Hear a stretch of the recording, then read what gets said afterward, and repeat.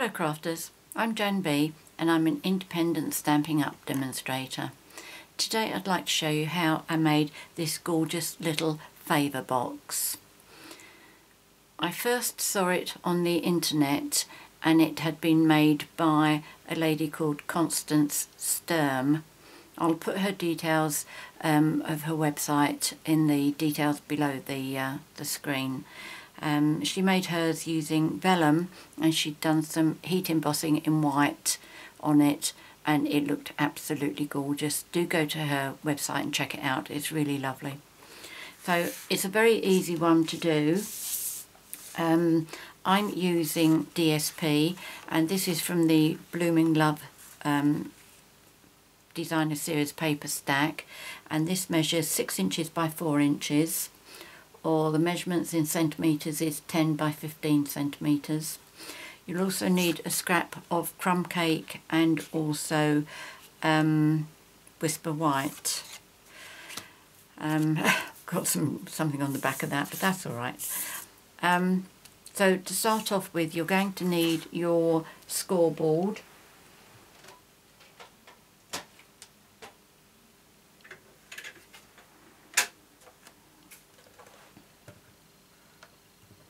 Right, so along the 6-inch side, or you score at 3 inches.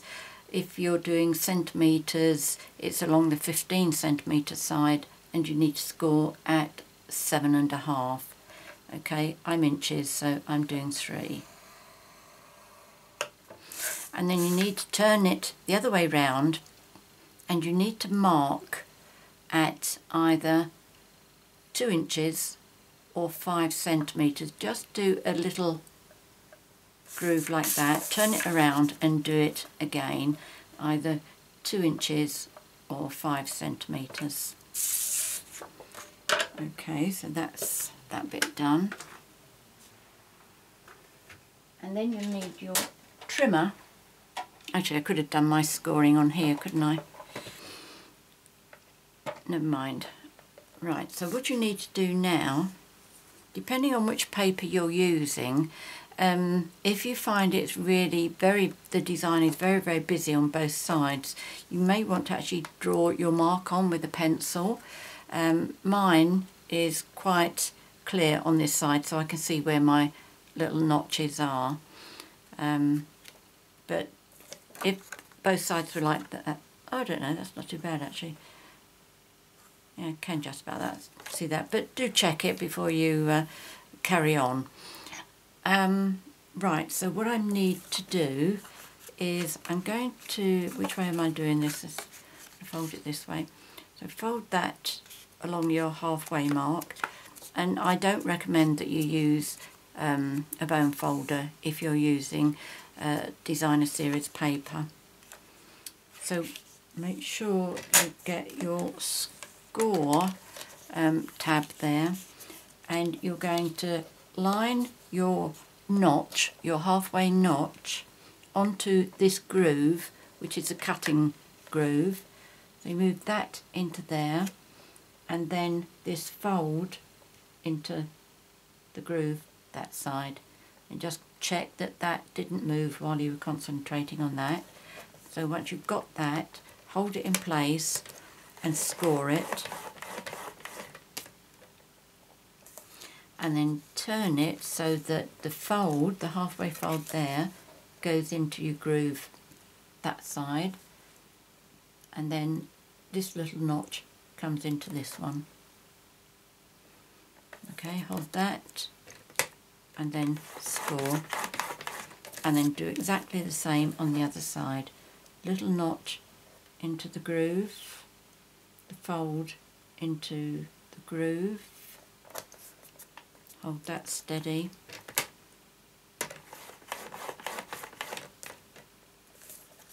and then the last one, that fold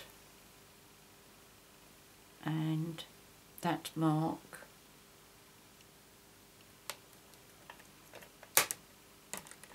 and then score.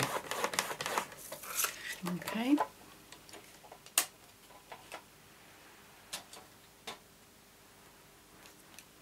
Right, so what we need to do now is to fold on these score lines. As I say, do just fold, don't use your bone folder because paper does crack.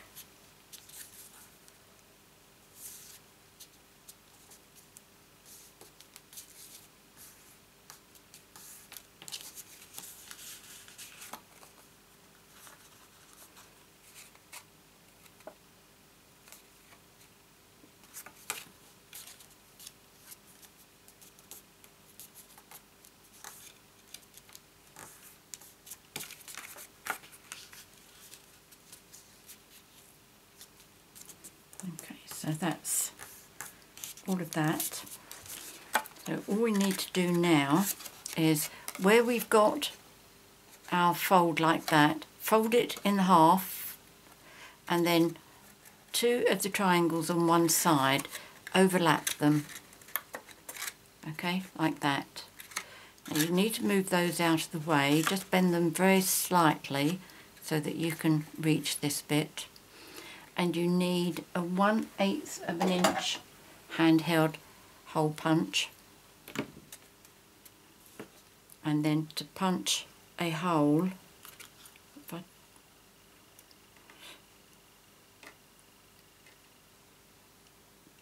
what I do is if you've got a handheld punch like this and you've got this thing that helps you to release your paper if it gets stuck, you can see there's a cutout in there, and I just make sure that all of this cardstock is visible in there. Then I find that I've gone deep enough down. If you've got a gap in there, you may be too close to the edge, and you may find that when you put the ribbon through, it tears.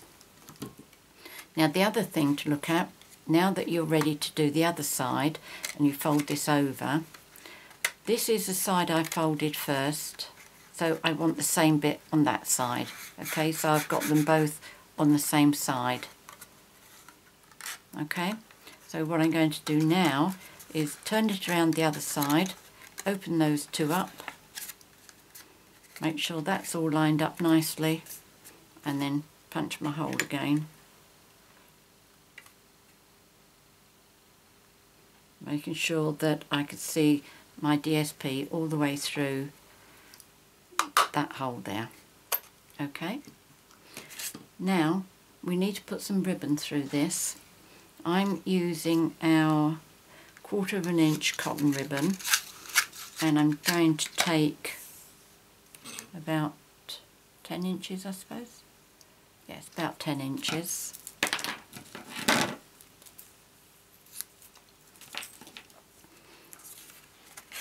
Now if you put them back together again, you can normally tell which way you had them, because if you put them around the other way, they will be very slightly out. Okay, so that's the way my 2 should go. Right, so they're facing, I've got my gaps going in the same direction. Right, now I'm going to push this through, and the easy way of doing it is just to use your paper piercer, but make sure you don't pierce your fingers at the same time. Okay, so pull that through, very gently open it up slightly, and then turn round the other side, making sure your ribbon is over here, and then line these 2 up. Now that one's the one that's on top, so I need that one to be on top. Okay, that's right. Yep. Okay, so line those 2 holes up again. Get the ribbon and put it behind the hole so you can just about see it there, and then very carefully with your paper piercer get hold of it and pull it through. Now when you pull these closed, just have a look at your ribbon to make sure it's flat. It will crinkle as it comes through the holes, but that's okay as long as it's flat all the way through.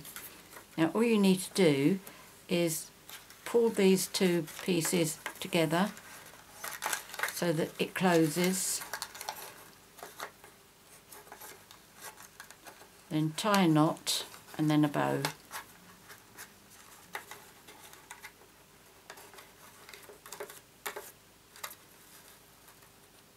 Okay, so that's how it looks. It's all closed up beautifully. And now just a bow.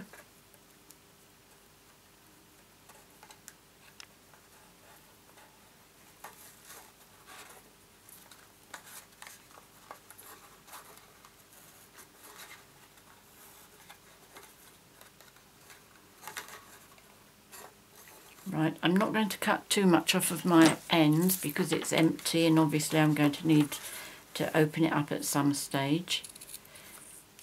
But I will just tidy it up a little bit. Okay, so there's our little box. All the ends are nice. It's closed nicely.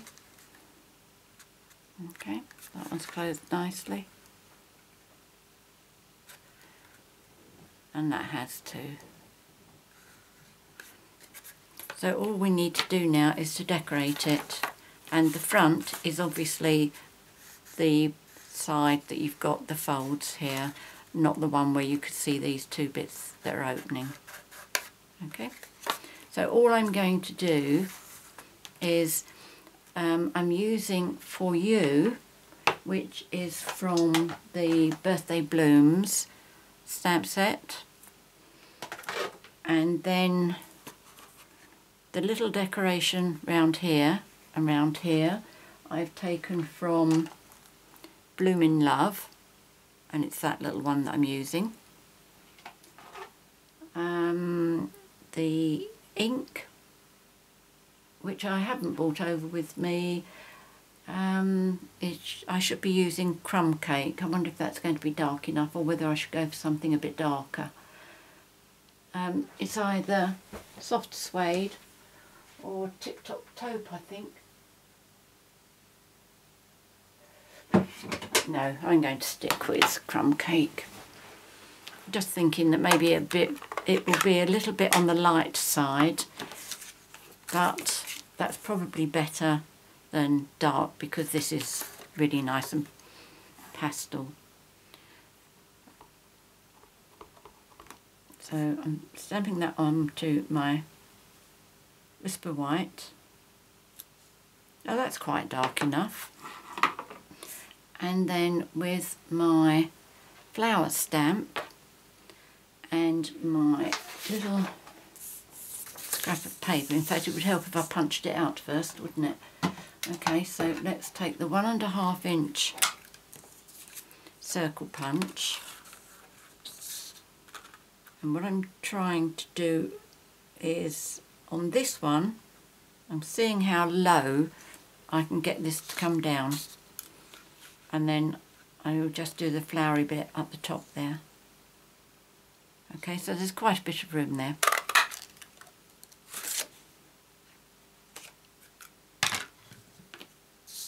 So let's see how that looks. On this one I did the flower top and bottom. Just trying something different. You know me, I do like to ring the changes with these things.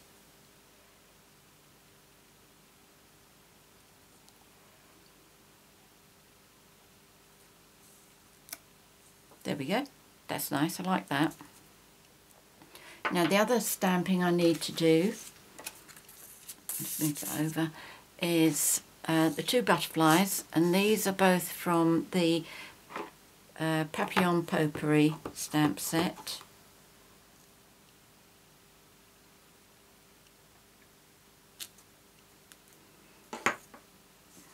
One big one.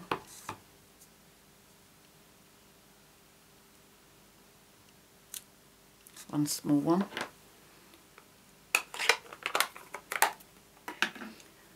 Punch these out. I can't. Oh, I think this one's called Elegant Butterfly.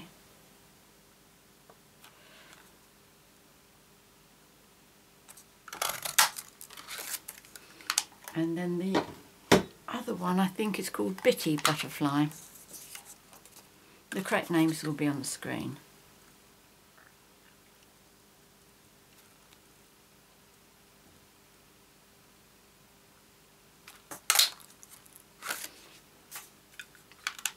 And the last bit of punching I need to do is with this, and I'm using my 1 3/4 inch scallop circle punch. Okay, so I'm going to put the sentiment onto this one using Tombow.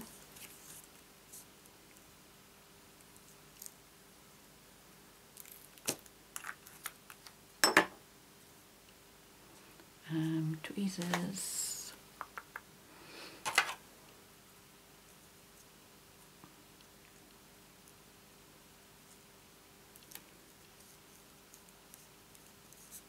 Okay, I'm going to pop that onto my box using dimensionals.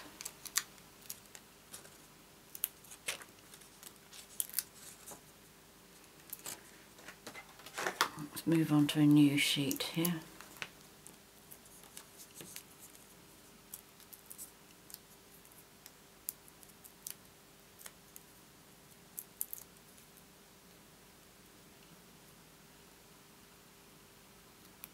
Just going to pop that onto there.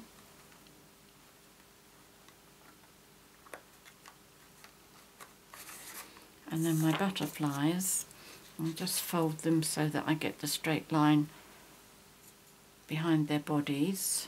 Got a little bit of black on that, but that's alright. And then with the baby butterfly, the flat bit on his body as well. A little bit of Tombow. Put one inside the other.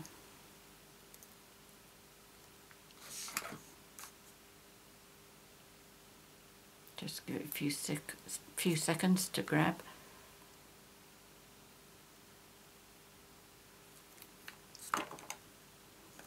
And then put you at the bottom, didn't I? Let's try you round this side.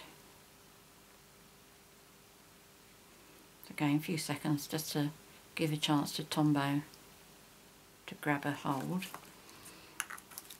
Okay, so all I need now are my pearls.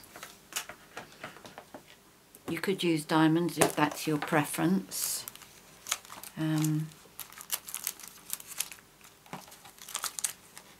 Right, let's see if we can do it with these.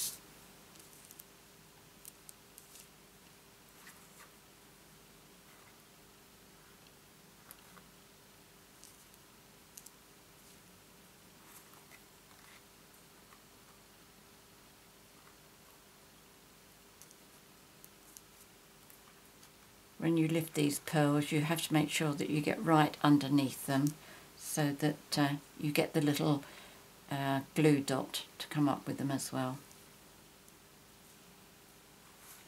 I can remember when I first started card making, didn't used to get these.